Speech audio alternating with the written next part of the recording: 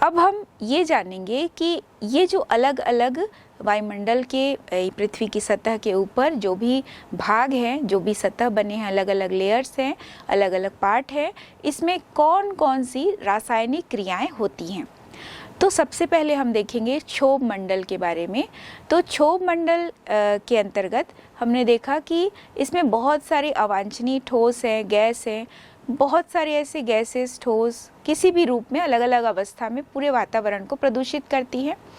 तो वायुमंडल की कुल मात्रा का जो 70% भाग जो होता है वो इसी ट्रोपोस्फियर में होता है। यहाँ पर कई प्रकार की क्रियाएं हम देखते हैं, जैसे यदि जीवाश्म ईंधन है वो ऑक्सीजन की उपस्थिति में जलता है तो कार्बन डाइऑक्साइड बनता है। जैसे यदि हम लें कार्बन प्रेजेंट है तो कार्बन यदि ऑक्सीजन से रिएक्ट होता है तो कार्बन मोनोऑक्साइड बनता है। यदि हम लें मेथेन को, मेथेन जीवाश्म ईंधन के अंतर्गत है, तो मेथेन यदि लेते हैं तो मेथेन का जब ऑक्सीजन से रिएक्शन होता है तो कार्बन डाइऑक्साइड और जल बना CH4 + 2O2 = CO2 + 2H2O। तो इस तरह से जो मेथेन है उसका ऑक्सीजन से क्रिया हुआ या फिर हम कह सकते हैं कि दहन हुआ और दहन होकर कार्बन डाइऑक्साइड और जल उत्पन्न हुई। तो इस ट्रोपोस्फियर में हम देख रहे हैं कि कई सारी और घटनाएं होती हैं जिनकी वजह से प्रदूषक गैसें जो हैं वो वातावरण में फैलती हैं। जैसे यहाँ पर हम सल्फर डाइऑक्साइड या सल्फर ट्राइऑक्साइड कैसे बनता है यदि उसको जानने का प्रयास करें तो सूर्य के प्रकाश में जो सल्फर डाइऑक्साइड होता है उससे सल्फर ट्राइऑक्साइड भी बन सकता है। जैसे सल्फर डाइऑक्साइड है 2SO2, यदि ऑक्सीजन से रिएक्ट हुआ, O2 से क्रिया हुई इसकी, तो ये बना 2SO3। तो इस प्रकार हम देख रहे हैं कि ये जो SO2 बना, इस SO2 की जल से क्रिया होने पर H2SO4 बनता है।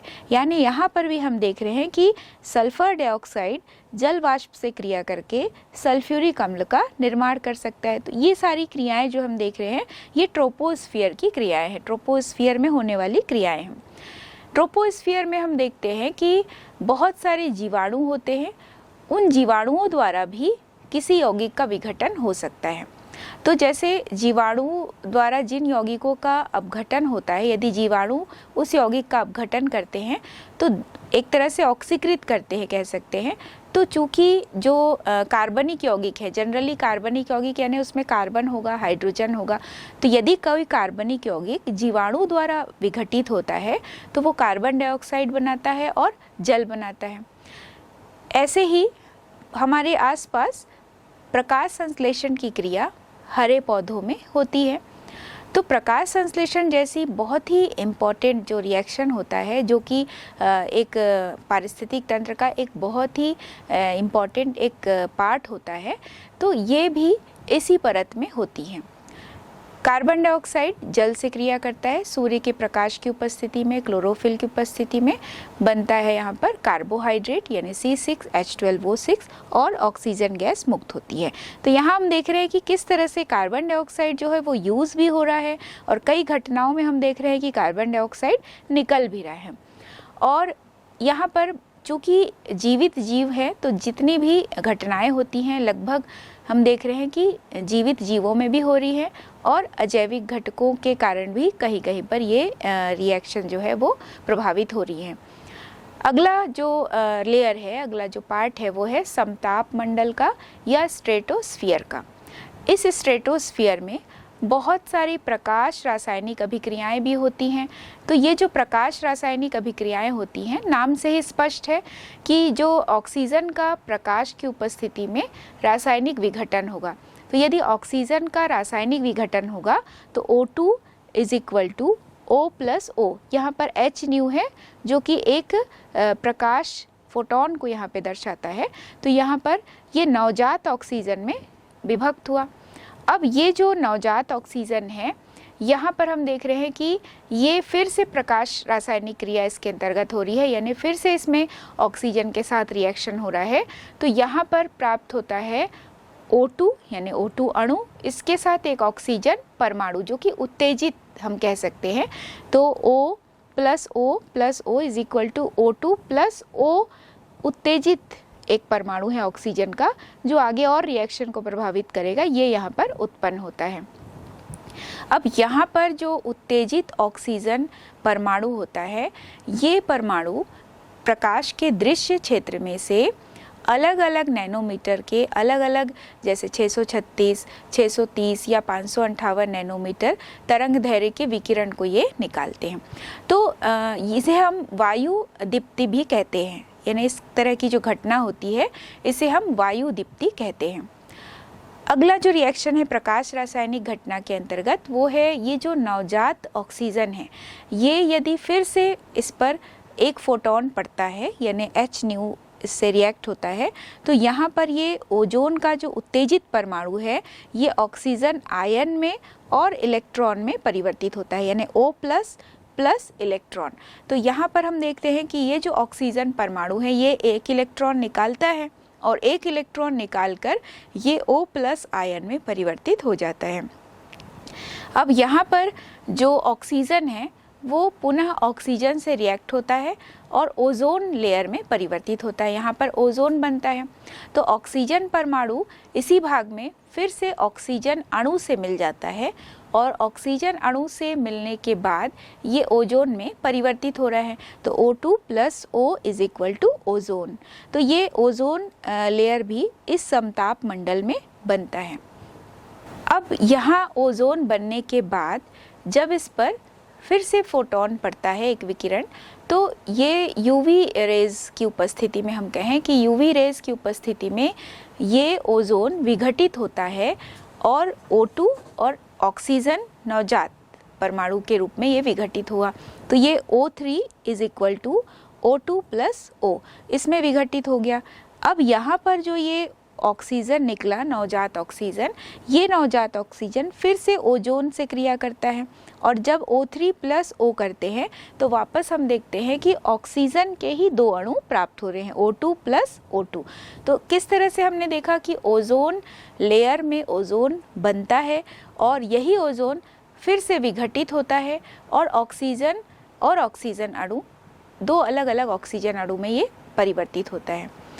अब यहाँ पर कुछ दूसरे भी अणु हैं, जैसे कि नाइट्रोजन है, ऑक्सीजन है, ये ओजोन के स्थायित्व के लिए बहुत आवश्यक होते हैं। माने दूसरे जो गैसेस होती है, नाइट्रोजन, ऑक्सीजन, ये भी ओजोन के स्थायित्व के लिए बहुत ही इम्पॉर्टेंट होते हैं। इनके वियोजन को हम M द्वारा, अतिरिक्त ऊर्जा अवशोषण द्वारा दर्शाया जा सकता है। तो यहाँ पर हम देख रहे हैं कि ऑक्सीजन, नवजात ऑक्सीजन अणु प्लस M से बनता है ओजोन प्लस M। तो ये जो हमने देखा कि जो अलग से ऑक्सीजन है, नाइट्रोजन है, ये भी बहुत आवश्यक होता है ओजोन लेयर के बने रहने के लिए, यानी ये सारी गैसेस भी यहाँ पर सहायक होती है ओजोन लेयर के स्थायित्व के लिए। यदि कुछ हम स्पीशीज़ की बात करें, जैसे यदि हम देखते हैं नाइट्रिक ऑक्साइड या हाइड्रोक्साइड, ये भी समताप मंडल में होते हैं। तो हाइड्रोक्साइड यदि प्रेजेंट है तो भी ओजोन कैसे ये वियोजित होता है, ओजोन इनकी उपस्थिति में कैसे वियोजित होता है, यानी हम जो देखते हैं आज के समय में ओजोन लेयर का धीरे धीरे डिप्लीशन हो रहा है, अपक्षय हो रहा है, तो उसके कारण यही सारे जो गैसेस होती हैं, यही सारे जो घटक होते हैं वो होते हैं। इन रिएक्शंस को हम देख रहे हैं यहाँ पर। तो ओजोन जब हाइड्रोक्साइड का जो उत्तेजित एक पार्ट है इससे रिएक्ट होता है, तो हाइड्रोक्साइड से रिएक्ट होने के बाद ओजोन जो है वो बनाता है ऑक्सीजन और साथ में बनाता है HOO, उत्तेजित एक अणु बना, यहाँ पर एक मुक्त मूलक कह सकते हैं इसको। इसी प्रकार ओजोन जब नाइट्रिक ऑक्साइड से रिएक्ट हो रहा है तो O3 प्लस NO से बनता है नाइट्रोजन डाइऑक्साइड प्लस ऑक्सीजन। अब ये जो नाइट्रोजन डाइऑक्साइड प्लस ऑक्सीजन बना, ये नाइट्रोजन डाइऑक्साइड फिर से ऑक्सीजन से रिएक्ट होता है, नवजात ऑक्सीजन से, और बनाता है नाइट्रिक ऑक्साइड और ऑक्सीजन। तो NO2 plus O is equal to NO plus oxygen. तो ये जो पूरा रिएक्शन है, ये सभी रिएक्शन जो है वो इस स्ट्रेटोस्फीयर में हो रहा है। जैसा हमने पहले भी देखा कि स्ट्रेटोस्फीयर में नाइट्रोजन है, ऑक्सीजन है ऑक्सीजन के बहुत सारे आयन्स हैं, O+ है, O2+ है, साथ ओजोन है साथ में। तो ये सारी जो घटनाएं हैं, विभिन्न जो क्रियाकलाप होती हैं वातावरण में, वो इसी के अंतर्गत आती। ये सारी जो गैसेस हैं, आयन्स हैं, वे इस क्षेत्र में उत्पन्न हो रहे हैं। अब हम यहाँ पर जानेंगे कि जो पृथ्वी का निम्नतर स्तर है या निम्न वायुमंडल वाला क्षेत्र होता है, यहाँ पर बहुत सारे माइक्रोबायोलॉजिकल रिएक्शंस भी होते हैं। तो माइक्रोबायोलॉजिकल रिएक्शन से भी बहुत सारे नाइट्रस ऑक्साइड जैसे कुछ पार्ट जो है, कुछ यौगिक जो है वो बन रहे हैं। अब ये जो नाइट्रस ऑक्साइड होता है, ये जब नवजात ऑक्सीजन से रिएक्ट होता है, तो नाइट्रस ऑक्साइड रिएक्ट होता है नवजात ऑक्सीजन से, तो बन जाता है नाइट्रिक ऑक्साइड। तो यहाँ भी हम देख रहे हैं कि ये एक प्रदूषक गैस हो गया। तो N2O प्लस नवजात oxygen is equal to NO। तो ये सारी जो रिएक्शंस है जिसमें हम देख रहे हैं कि NO, N2O ये सारा जो बन रहा है, या अलग अलग प्रकार से ऑक्सीजन के आयन्स बने, ये सभी प्रदूषण फैलाते हैं और ये सब भी कारण होते हैं ओजोन लेयर के डिप्लेशन का। नाइट्रोजन जो गैस होती है वो भी जब विकिरण को अवशोषित करती है, तो विकिरण को अवशोषित करके ये भी नवजात या कह सकते हैं कि उत्तेजित नाइट्रोजन के 2 परमाणु में विघटित होती है। N2 is equal to N+N। तो ये जो N बना, ये N वापस ऑक्सीजन से रिएक्ट होता है और बनता है NO, नाइट्रिक ऑक्साइड। तो यहाँ हम देख रहे हैं कि जब ये ऑक्सीजन से रिएक्ट होता है तो नाइट्रिक ऑक्साइड, ये सारी गैसेस यहाँ पे बन रही हैं। तो हमने देखा कि जो पूरा स्ट्रेटोस्फीयर है, इसमें बहुत सारी ऐसी क्रियाएं हो रही हैं जिसकी वजह से कई प्रदूषक गैसें बन रही हैं।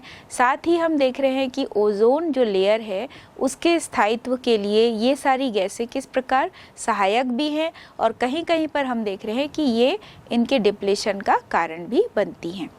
तो अगला जो स्तर है, अगला जो लेयर है वायुमंडल पृथ्वी के ऊपर जो भी सतह हमने देखा, उसमें हम देखेंगे मीजोस्फीयर या मध्य मंडल। इसे हम आयनोस्फीयर भी कहते हैं, या इसके कुछ पार्ट को लेकर आयनोस्फीयर भी बना होता है। तो इसमें बहुत सारे जो गैसेस होती हैं वो आयनिक होती हैं, आयनिक अवस्था में होती हैं।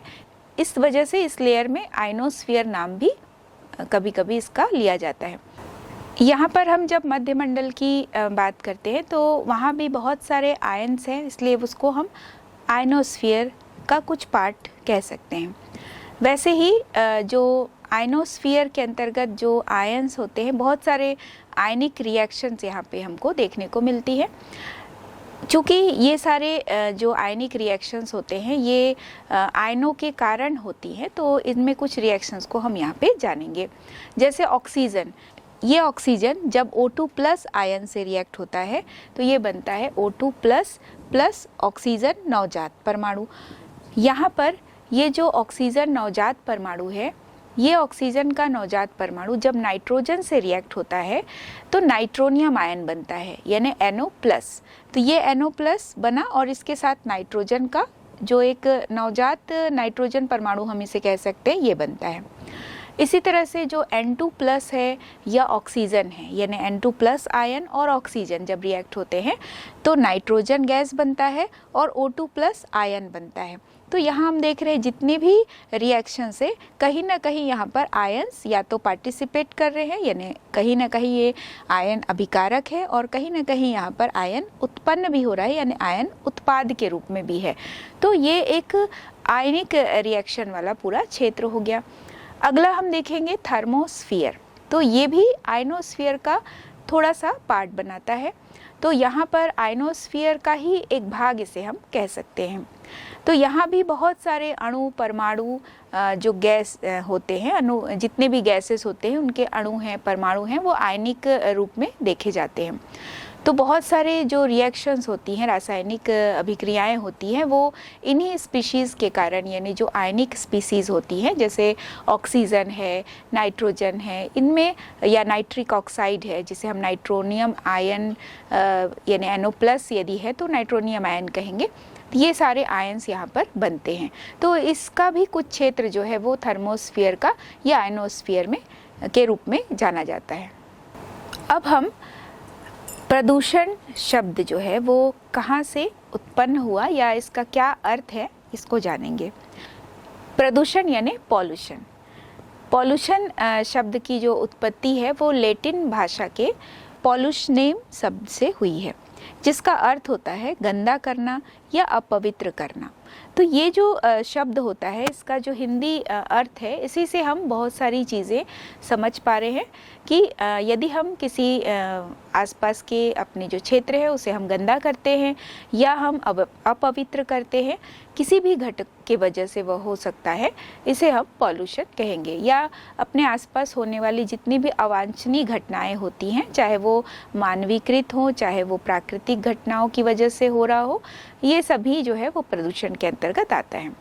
तो यहाँ हम एक छोटा सा रेखा चित्र देखेंगे, जिसकी वजह से प्रदूषण के स्रोत क्या है या प्रदूषण कैसे हो रहा है, इसको थोड़ा सा समझेंगे। सबसे पहले हम देखते हैं प्रदूषक का जो स्रोत है। तो ये जो प्रदूषक का स्रोत है, ये प्रदूषक का स्रोत क्या क्या हो सकता है? मनुष्य हो सकते हैं, जल, वायु, कहीं से भी ये प्रदूषण हो सकता है। अब जब ये जल वायु की वजह से ये प्रदूषण जो है, प्रदूषक जो है वो फैलता है वायुमंडल में या पर्यावरण में प्रवेश होता है, तो ये पर्यावरण में जब प्रवेश करेगा तो इस तरह से प्रदूषण फैलता है और पूरा जो पर्यावरण है वो प्रदूषित होगा, चाहे वो कोई भी माध्यम से हो सकता है। इसी तरह यदि मनुष्य की कुछ क्रियाकलाप है, कई बार मनुष्य की क्रियाकलाप की वजह से ये जमीन में बिगड़ जाते हैं, जमीन में फैल जाते हैं और इसकी वजह से भी ये पर्यावरण को हानि पहुंचाते हैं। तो यहाँ पर हमने देखा कि प्रदूषक के जो स्रोत है वो किसी भी माध्यम से पूरे वातावरण में फैल सकता है और जिसकी वजह से पर्यावरण प्रदूषित हो सकता है। तो जब हम जैव मंडल के भौतिक वातावरण की बात करते हैं तो यहाँ पर हमें 3 अलग अलग क्षेत्र प्राप्त होते हैं, जिसे हम वायुमंडल, जलमंडल या स्थल मंडल के नाम से जानते हैं। प्रदूषण का अध्ययन भी हम इसी 3 क्षेत्र के अंतर्गत ही करते हैं जनरली। जैसे अगर हम वायुमंडल से संबंधित बात करें या प्रदूषण अवांछनीय परिवर्तन की बात करें तो यहाँ वायु प्रदूषण या एयर पॉल्यूशन होगा। यदि हम जलमंडल के आधार पर देखें तो जल प्रदूषण होगा और इसे हम वाटर पॉल्यूशन कहते हैं। यहाँ पर स्थल मंडल के अंतर्गत यदि हम देखें तो यहाँ मृदा प्रदूषण या सॉइल पोल्यूशन की बात हम करेंगे। तो यहाँ इस पूरे अध्याय में हम इन्हीं घटनाओं के बारे में, इन्हीं प्रकार के जो प्रदूषण हैं उनके बारे में जानेंगे। ये प्रदूषण कैसे फैलते हैं, इनके स्रोत क्या हैं, कैसे इसे रोका जा सकता है, कौन कौन से रासायनिक अभिक्रियाएं इसके अंतर्गत होती है और इनकी वजह से किस तरह से पर्यावरणीय प्रदूषण पूरे फैल रहा है और कैसे ये पूरा मानव जाति को और प्रभावित कर रहा है, आसपास के जीव जंतु, पेड़ पौधों को प्रभावित कर रहा है, इसके बारे में हम जानेंगे। सबसे पहले हम देखेंगे एयर पॉल्यूशन या वायु प्रदूषण। तो जैसा हम देखते हैं कि पूरे जो जीव हैं, जीवों की वजह से ऑक्सीजन और कार्बन डाइऑक्साइड ये पूरे वायुमंडल में फैला हुआ है और आपस में संतुलित भी है। जैसे जीवों के द्वारा यदि श्वसन की क्रिया होती है तो यहाँ पर यदि हम मनुष्य की या जीव जंतुओं की बात करें तो जब ये श्वसन की क्रिया करते हैं तो इस श्वसन की क्रिया से कार्बन डाइऑक्साइड निकलकर वायुमंडल में फैल जाती है और ऑक्सीजन जीवधारी लगातार वायुमंडल से ग्रहण भी करते जाते हैं। तो लगातार हम देख रहे हैं कि ऑक्सीजन जो है वो ग्रहण किया जा रहा है, कार्बन डाइऑक्साइड वायुमंडल में निकाला जा रहा है जीवधारियों के द्वारा। और जो हरे पेड़ पौधे होते हैं ये प्रकाश संश्लेषण की क्रिया करते हैं, तो इस प्रकाश संश्लेषण की क्रिया में ये ऑक्सीजन बाहर निकालते हैं, कार्बन डाइऑक्साइड ग्रहण करते हैं। कार्बन डाइऑक्साइड जल आपस में क्रिया करके यहाँ कार्बोहाइड्रेट बनता है और ऑक्सीजन गैस निकलती है। तो यहाँ हम देख रहे हैं कि पेड़ पौधों के द्वारा कार्बन डाइऑक्साइड लिया जा रहा है और जीवधारी जिसमें मनुष्य है, जीव जंतु, उनके द्वारा ऑक्सीजन गैस लिया जा रहा है। लेकिन दोनों ही स्थिति में हम देख रहे हैं कि ऑक्सीजन और कार्बन डाइऑक्साइड का जो संतुलन है वो बना हुआ है। तो मनुष्य जो है वो बहुत सारे ऐसे क्रियाकलाप करते हैं जिसकी वजह से ये संतुलन लगातार नष्ट भी हो रहा है, या हम कह सकते हैं बहुत सारी प्राकृतिक घटनाएं भी आसपास हो रही हैं जिसकी वजह से ऑक्सीजन और कार्बन डाइऑक्साइड का जो संतुलन है वो लगातार बिगड़ता जा रहा है।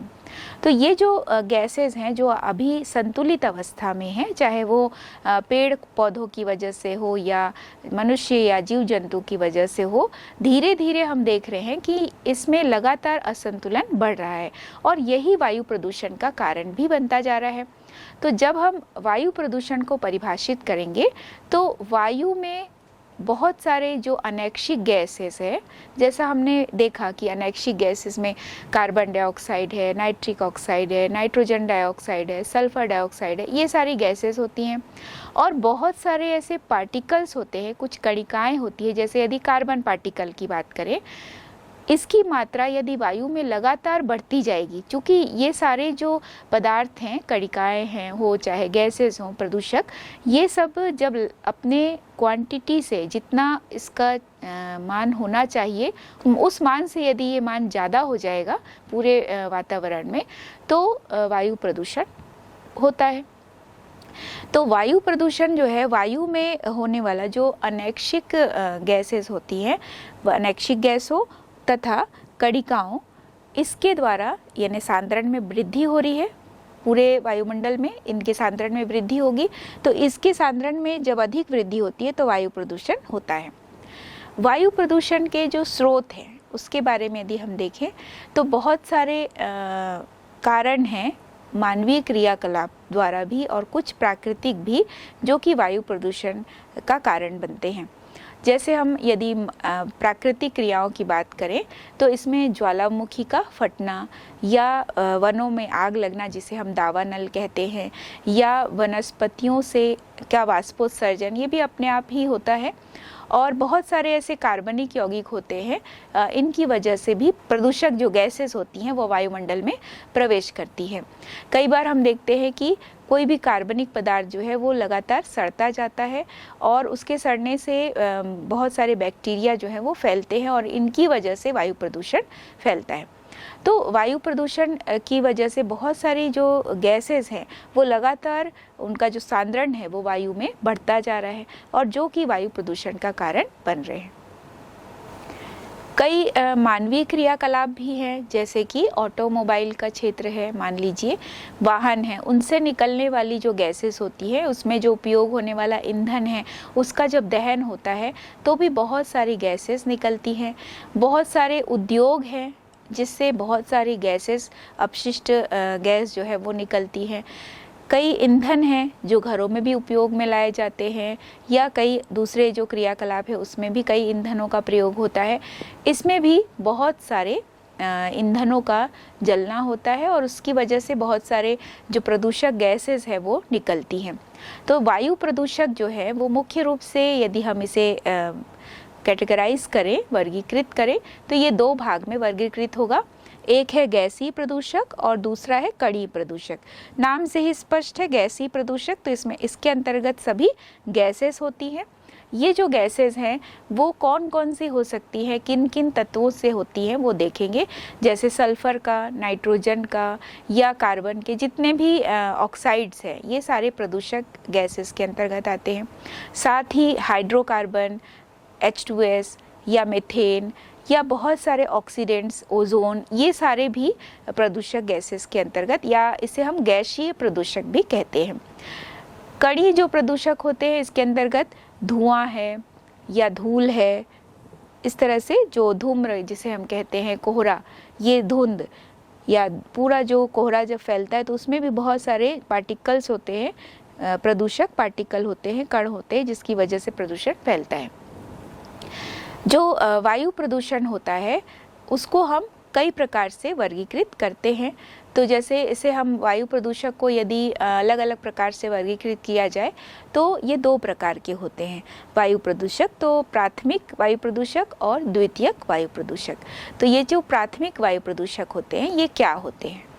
प्राथमिक जो वायु प्रदूषक होते हैं ये मुख्य रूप से प्राकृतिक घटनाओं द्वारा या मानवीय क्रियाकलापों द्वारा इस प्रकार के प्रदूषक सीधे ही वायु को प्रदूषित करते हैं, जिसे हम कहेंगे वायु प्रदूषक। यानी ये डायरेक्टली अपने आसपास के इन्वायरमेंट को, पर्यावरण को प्रभावित करते हैं, या आसपास के वायु का जो पूरा क्षेत्र है उसको ये प्रभावित करते हैं।